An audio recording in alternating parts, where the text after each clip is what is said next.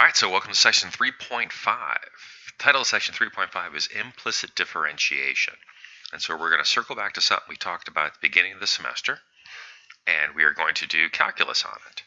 So in this section, our objectives are to be able to distinguish between functions written in implicit and explicit form, use implicit differentiation to find the derivative of a function that is written implicitly, and then also use some techniques that some implicit differentiation techniques to make taking derivatives of nasty things a little bit easier. Okay? All right, so just to review, implicit versus explicit functions. Throughout most of your algebraic career, you've been dealing with things that are in explicit form. Explicit form just simply means the function is solved for the dependent variable and then written in terms of the independent variable. So for example, I have an equation right here, y equals 3x squared plus 2x minus 8. The variable y is explicitly written as a function of x. And so you could graph this thing, or you could find points on that curve, or you could take a derivative of that. And we've got techniques for that. In fact, the calculus that we do on functions that look like this that are written explicitly is pretty straightforward. Right? We already have rules for things, and we can take those derivatives. But unfortunately, mathematics is much more complicated than just explicit functions. We have implicit functions as well as implicit equations that we sometimes work with. And if we work with them, then someone somewhere is going to ask us to do calculus on them. And so if they ask us to do calculus on them, how do we do that? So how would you find the derivative of something to look like that? X squared plus y squared equals 25. I mean, I know that's the graph of a circle with a radius of 5. And if it's a graph, I can put a point on it. And if there's a point on it, I can draw a tangent line on it. And if there's a tangent line there, I can say, what is the slope of that tangent line? So calculus exists for that thing. So how do I find it? Okay. Well, what about this one sitting next to it there, that x cubed plus y cubed equals 6xy? I'm not even sure what that looks like if I graph it. And so how would I find a tangent line to it? Or how would I find the derivative so that I could find those slopes of those tangent lines? So that's what we're going to take a look at in section 3.5. We're going to use a technique called implicit differentiation to take the derivative of a function or an equation that has been delivered to us implicitly. Now, there will be some times where someone will hand you a function and it could be solved explicitly with a little bit of algebra. For example, if I wanted to, I could take this circle and I could say that y squared is equal to 25 minus x squared. And then I could take the root, and I could say that y is equal to either the positive root of 25 minus x squared, or y was equal to the negative root of 25 minus x squared. Now I have two functions written explicitly. Okay? The positive root represents the top half of the circle. The negative root represents the bottom half of the circle. And so all you'd have to do is you just have to choose which part of the circle you wanted when you were given that point there to find the value of the derivative, or to find the derivative. But that's not always going to be possible. For example, this guy right here, trying to take that and solve that for y cubed. Solving cubic equations is challenging stuff. I mean, sometimes you get lucky and they're factorable, and then there's some techniques that were developed back in the 1700s. A guy named Tartaglia did a lot of work with that. But for the most part, cubic equations can't be solved algebraically. So if I can't solve it for y, I can't use the rules that I currently have for derivatives. So what I need is I need new rules. And so to understand how we're going to find this dy dx, this derivative of the y dependent variable with respect to x, the independent variable, implicitly, we have to take a look a little bit harder at what we've been doing and talk about it more in perfect terms. Okay? So what we've been doing so far is we've been taking the derivative of just plain old x alone. We've been doing plain old derivatives, and the variable of the derivative operator agreed with the variable of the expression. So when my job was to take the derivative of x cubed with respect to x, that's what that d dx is all about there. And that's why we really needed that complicated operator. Okay? So remember, that d dx, that's an operator. That is a mathematical symbol or a piece of notation that tells you what to do. This tells me to take the derivative, but more importantly, it tells me to take the derivative and to interpret the independent variable as being x. Right? And then when the variables agree, right? So I'm back over here. When the variables agree, that is the variable of the expression and the variable of the operator, it is just those rules we learned. So the derivative of x cubed with respect to x would be 3x squared. Right? When the variables don't agree, right, what we have to do is, and technically what we're doing here is we are saying that y is a function of x. And when y is a function of x, and I see that y is being cubed, essentially what I'm working with here is I'm using the chain rule. And so I'm seeing the y is the u in the chain rule, the 3 is the n in the chain rule, and then the chain rule says when you have a function u raised to the n, it's n times u to the n minus 1 times u prime, which in this case would be our dy dx. So the derivative of y cubed with respect to x, since the variables disagree there, we're going to treat that as the chain rule, and we get 3y squared times dy dx, whatever that dy dx is. And just the same way, if someone were to give you this, okay, these variables don't agree. They're saying take the derivative with respect to the variable y, they're handing you x cubed. So if you are going to make the assumption that x is a function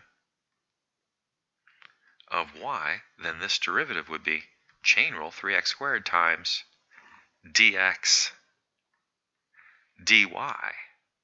Or if they ask you to find the derivative with respect to t of x cubed, you'd get 3x squared times dx dt. But in this situation, you make the assumption that x is a function of the variable t. Right? When the variables don't agree, we use the chain rule. Right? So this is what's happening here. Someone is going to hand you some hot mess. It is going to be an implicit equation or an implicit function. Now, the reason I'm making a distinction between implicit functions and implicit equations is because it does not have to be a function to talk about the derivative. For example, if I were to look at, and let's go over here to Desmos, and let's look at the graph of x cubed plus y cubed equals 6xy. So x raised to the third plus y raised to the third is equal to 6xy. That is not a function because it fails the vertical line test. It fails it badly. There are plenty of places on there, and if I say this, I can say x equals 1, where that function is crossed by that vertical line 3 times, which means it fails. I'm sorry, I should even have said function. That graph is crossed by that vertical line 3 times, so it fails the vertical line test. But because I can draw the picture, I can put a point on it. And if I can put a point on it, I can ask for a tangent line there. If I can put a point on it, I can ask for the rate of change at that point. If I can put a point on it, I can ask for the derivative and then the value of that derivative. So it doesn't have to just be a function. It could be an equation also. And you would still get, or you still would have the ability to take a derivative and find that derivative. Right? All right, so here are our guidelines for differentiation implicitly. Differentiate both sides of the equation with respect to x. Collect all terms including or involving the dy dx onto one side of the equation. They say the left-hand side. I would argue you could use either, but okay, left-hand side. And then move all other terms to the right side. Factor out the dy dx and then solve for dy dx. Wait, what? Okay. This will make so much more sense when we go through and do a few examples. All right, so here's our first example. My job is to take the derivative with respect to x of x cubed. Now what you will notice is the variable of the operator and the variable of the expression match. So this is just plain old take a derivative, and my answer is 3x squared, and I'm done. I don't need anything fancy. I don't need anything special. I don't need anything complicated. It is just plain old, take a derivative. The variables that are supposed to match. That is, the variable of the expression is the same as the variable of the operator. And so I just perform plain old calculus. Okay? How about this one? Well, this one is the one where the variables don't match. This is an x, that's a y. So I need the chain rule of this. And so I'm going to get a 3y squared. That's from just plain old derivatives. But then since the variables don't match, I'm going to tack on a dy dx. Okay? Now at this point in time, since we are just taking derivatives of expressions, we don't need to worry about that business about solving and writing it as a function of the dy dx. We'll get to that when we have an equation. Okay? How about here? Okay? Well, it's a little more complicated because we have an addition symbol in the middle, so we're actually taking two derivatives. We're taking the derivative of the term x, and then we're taking the derivative of the term 3y. For the derivative of the term x, the variables match. So that first term is just going to give me a derivative of 1. But what about that second term? Well, the variables don't match there, so this is going to be a chain rule. So this is going to be 3 times dy dx. Derivative of 3y would be 3, and the derivative of y with respect to x is that dy dx. Now I mistakenly put a multiplication symbol on it. That should be a plus sign, because the 1 here represents the derivative of the first term, and the 3 dy dx represents the derivative of that second term. Okay? Now things are going to get more complicated, because what's happening here? Well, if I wrote this out a little more clearly, I'm taking the derivative of x times y squared. And now when I write it like that, it's a little easier to see that I have two terms being multiplied together, and the rule that I need for the two terms being multiplied together is that's that product rule we learned last chapter, or last section. Right? So I'm looking at this first part and calling that the u. I'm looking at this second part, calling that the v. And then the derivative with respect to x of u times v is going to be u prime times v plus u times v prime. So if u is x, what's u prime? And if v is y squared, what's v prime? Well, chain rule here says it's going to be 2y times dy dx. I should have just moved that all over, huh?